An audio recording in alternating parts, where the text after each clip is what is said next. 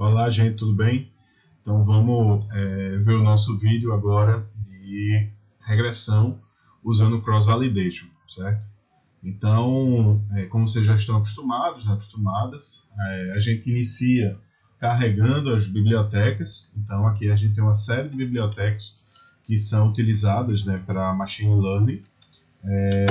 A gente vai usar a sintaxe aqui do Pacman, né?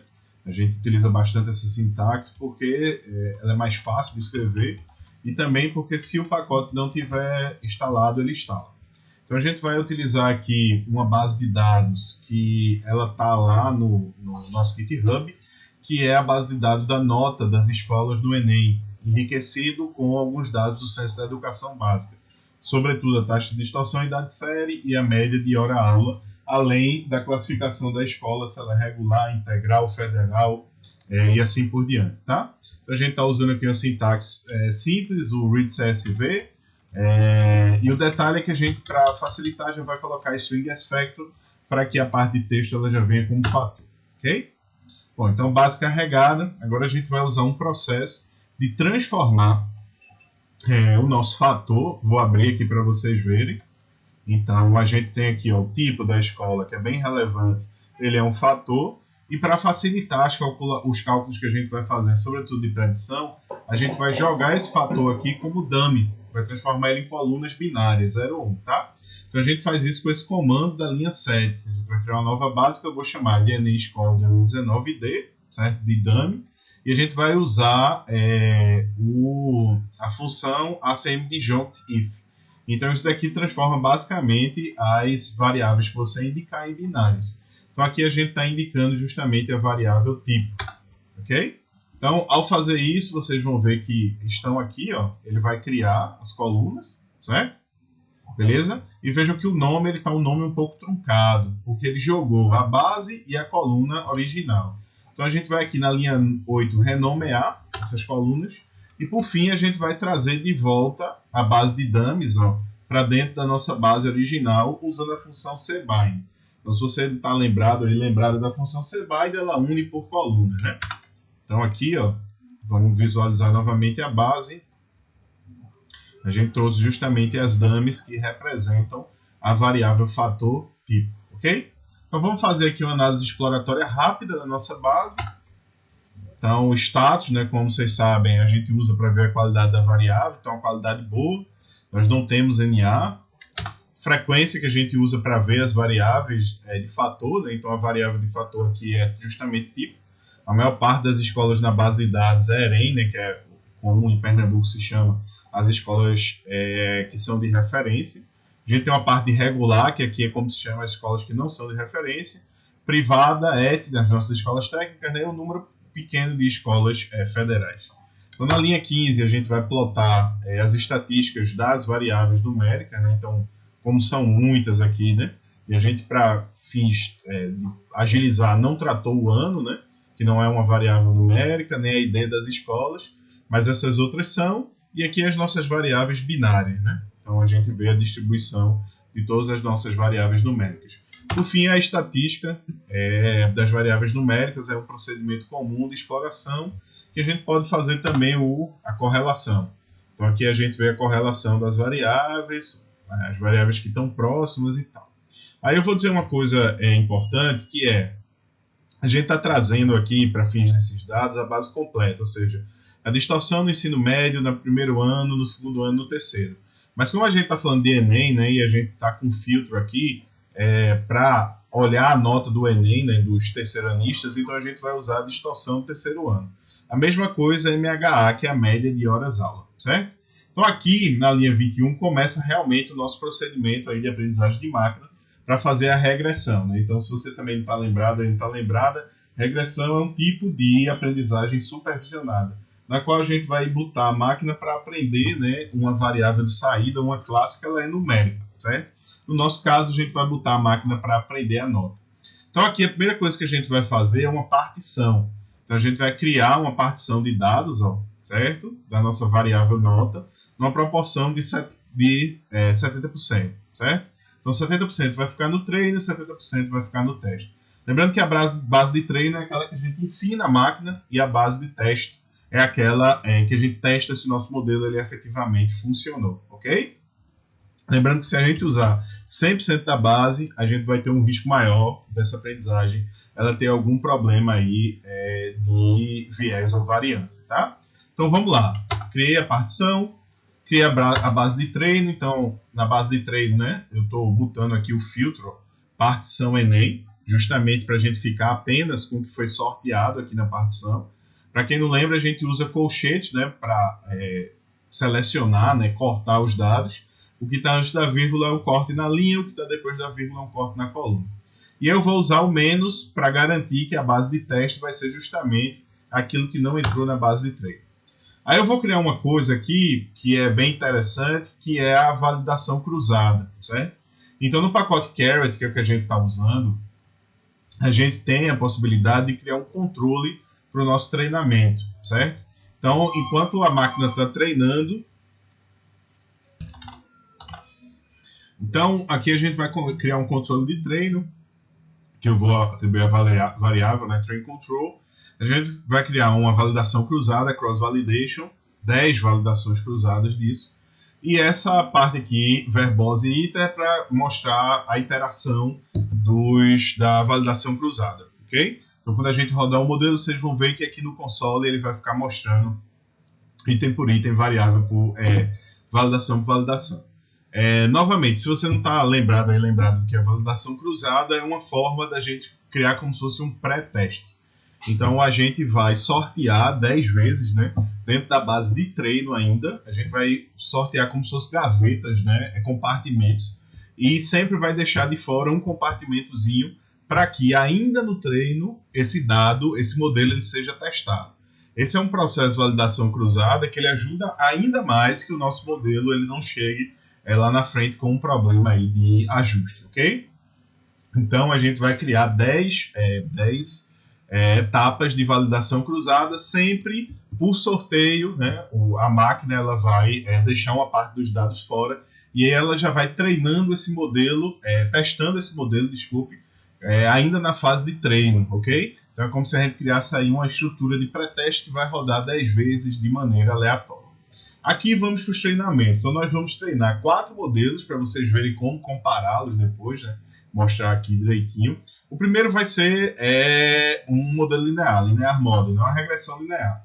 Que aí você já conhece, não vou me deter tanto nele. Então a gente vai usar a função genérica do Caret, que é a função train.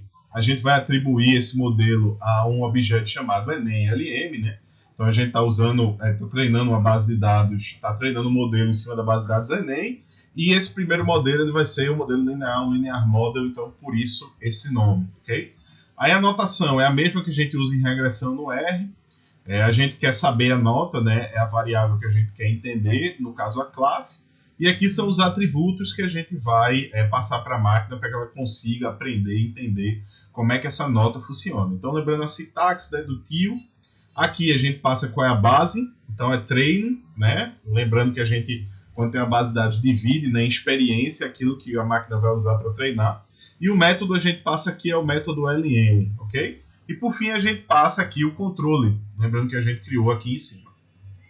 Então vamos rodar, vocês vão ver aqui, ó, que ele foi uma por uma, ele vai mostrando para a gente, né, os 10 validações que ele fez. E aqui está a nossa regressão. Como vocês conhecem, a interpretação é a mesma, tradicional, que vocês já estão acostumados. E aí, na linha 33, a gente vai ter uma informação nova, que aí já entra na perspectiva de IA explicável, IA interpretável, auditável e assim por diante. Que é a informação de que variáveis importam mais. Então, a gente vai preferir utilizar, né, vai dar sempre preferência a modelos que permitem o retorno da variável. Da importância das variáveis. Por quê? Porque isso é uma maneira simples de mesmo quem não entende tanto de aprendizagem de máquina, saber o que é que o motor está fazendo e o que é que ele levou em consideração. Então aqui, ó, a gente tem um plot e ele deu mais importância privada, depois a federal, depois a TDI, depois a EREM, média de hora-aula e por fim a ED, certo? Lembrando que aqui a gente está colocando uma importância relativa, né? Então a mais importante para ele é a privada. Como aprendizagem de máquina, né, é um modelo, a gente já conversou isso em aula, ele é um modelo, né, em cima de computação não determinística, né, probabilística. A gente faz uma validação cruzada, que é um sorteio, a gente cria uma partição de dados, enfim. Então isso aqui pode dar um pouquinho diferente quando você estiver rodando na sua máquina, ok? Então fizemos primeiro a regressão linear, agora na linha 36 a gente vai fazer a árvore de decisão, que a gente também já viu em aula. Então a única diferença é que a gente vai botar aqui, ó, em método, estava LM, linear model, a gente vai botar rpart, né, que é justamente o nome dessa árvore de decisão que parte os dados, né, vai dividir em diferentes caminhos os dados, ok? Então, rodei aqui, novamente ele mostra, né? E é o sumário. O sumário é a árvore. Então, nesse caso, enquanto na outra era a regressão, aqui é a árvore. Então, não é tão fácil de interpretar. Na linha 39, a gente vai plotar a nossa árvore. Então, veja que aqui, né, ele dividiu. Lembrando, né, que a árvore você vai descendo nela, ok? E aí, da esquerda, você tem o sim para a pergunta e na direita você tem o não. Então, privada menor do que 0,5. Então, na verdade, né, se a escola ela não é privada, vai para cá. Se a escola for privada, você vai para esse outro lado da árvore, ok? E, por fim, a gente vai plotar de novo a importância. Então, veja que essa árvore ela deu importância maior a TDI, esse modelo, na verdade. Aqui a gente vai fazer bag, que lembrando que é aquela aprendizagem conjunta paralela, na qual a cada rodada o algoritmo, né, a máquina, ela vai sorteando que colunas entram e que colunas saem, certo? Então, é um método paralelo, não é aprendizagem sequencial. Aprendizagem sequencial é da linha 48, é o Boost, que a gente vai usar a forma mais simples, que é o ADA Boost. Lembrando que para implementar eu vou usar aqui C-Forest, tá? Que é justamente a floresta aleatória. Lembrando que a ideia da floresta aleatória é crescer várias árvores, então é como se fosse aqui, né, uma repetição desse método várias vezes. Crescendo várias árvores e a cada vez que eu faço uma nova árvore eu sorteio que coluna entra e que coluna sai. Então vocês veem aqui, ó, o mtry é justamente quantas colunas ele colocou em cada tentativa. Esses folds é justamente a validação cruzada, então ele está fazendo um processo aí duplo, né, de probabilidade. Ele está tanto selecionando variáveis em virtude da floresta aleatória, quanto ele está selecionando aí casos, né, na linha.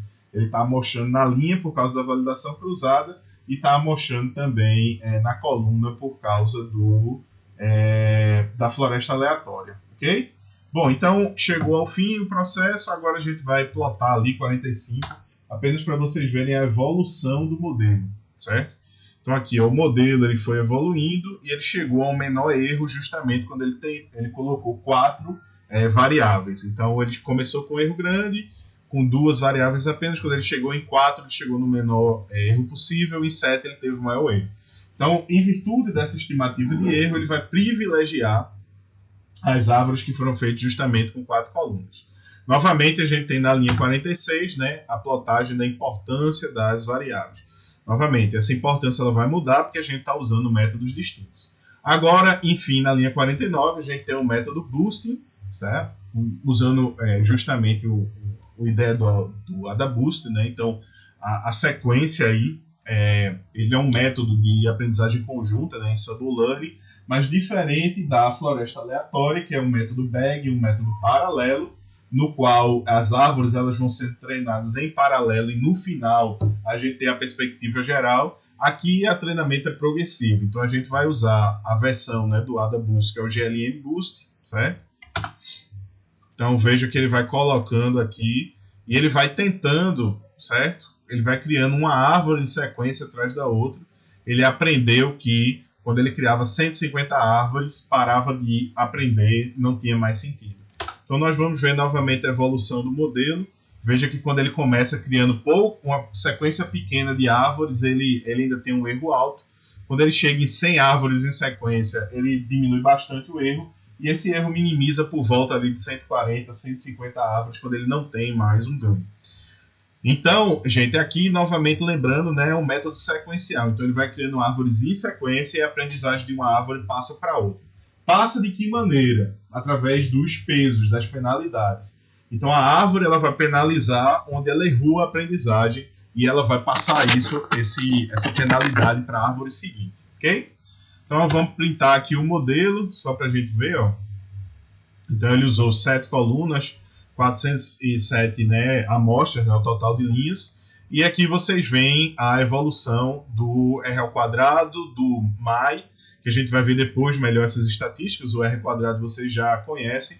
E a gente vai percebendo que justamente quando ele chegou em 150 árvores em sequência, ele parou de evoluir. Tá? Aqui a gente tem a saída dos efeitos, das variáveis sobre a nota, semelhante ao que a gente tem numa regressão linear. Tá? Então, no AdaBoost, como ele é em sequência, a gente também pode ter a estimativa aqui desses coeficientes. Então, quando a escola EREM, ela tende a ter menos 7 na nota, quando ela é 18, federal 90, para cada ponto percentual do TDI menos 1 e assim por diante, beleza? Na linha 55, a gente vai usar uma função que é bem interessante, que é para comparar modelos diferentes, que é a função resample. O que é que ela vai fazer? Ela vai, como vocês estão vendo aqui, a gente passa uma lista para ela, então o modelo linear, o modelinho que a gente criou, o modelo de árvore, o modelo de floresta e o AdaBoost. Então a gente passa isso, e é que eu estou jogando o resultado dessa função aqui no objeto que eu estou chamando de melhor modelo. Então a gente passa isso e ela vai comparar para a gente modelos diferentes. Isso é muito legal porque parte de ter um modelo mais eficiente em Machine Learning é justamente tentar diferentes modelos e ver na prática qual deles se comporta melhor com o dado que a gente tem. Então aqui eu criei, então ele reamostrou, ele fez o resample disso, e aqui na linha 56 a gente vai ver o resultado disso. Bom, então agora eu vou rodar melhor o modelo, certo? Então vocês estão vendo aqui o que é que ele fez, ele pegou 10 amostras, usou esses modelos e as métricas que ele usou, O MAI, o RMSE e o R ao quadrado, que novamente a gente vai ver melhor na próxima aula, tá? Mas só para vocês entenderem, vamos aqui na linha 58 rodar o sumário. Então veja que interessante. Ele diz para a gente, vamos focar aqui na média, certo? Ele diz para a gente qual foi a média de erro. O MAI é como se fosse um erro mais simples, ele é não quadrático. Então qual foi a média de erro do modelo linear? 16,7. Qual foi a média de erro da árvore? 20,4. Qual foi a média de erro da floresta aleatória? 16,3 e tal. O RMSE é um erro quadrático, então ele é mais sensível à variância, Então ele é mais sensível a você ter os dados muito dispersos. Então ele é um erro que a gente privilegia em relação ao MAI, quando a gente tem justamente erros que eles estão muito dispersos ao redor dos dados. Então vocês veem que a gente tem aqui, no primeiro caso, o menor erro é da floresta aleatória, mas aqui o menor erro já passa a ser do AdaBoost. E por fim ele traz o R ao quadrado, que é o que vocês já conhecem, a porcentagem aí da variância que o modelo consegue explicar. Então veja que o modelo de AdaBoost ele tem a maior explicação da variância, ok? Então aqui, uma vez que o modelo de floresta tem o menor erro, a gente vai fazer a última parte, que é fazer a predição do nosso modelo usando o modelo de floresta, ok? Poderia pegar esses outros? Sim, apenas para fins didáticos aqui eu vou pegar o modelo que tem o menor erro de MAI, tá? O erro não quadrático. Então aqui a gente vai usar a função extractPrediction para fazer justamente a predição. A gente poderia até fazer a predição de todos os modelos, então aqui no parâmetro lista você pode botar todos os modelos e ele vai fazer a predição de todos. Então a gente diz qual é a base X. Aí lembra da divisão que a gente fez lá em cima? A gente dividiu em treino e teste, então a base aqui que a gente vai usar é teste. Por que isso é importante? Porque até a linha 58, até o meu sumário, todas as avaliações que eu estou fazendo é na base de treino, certo?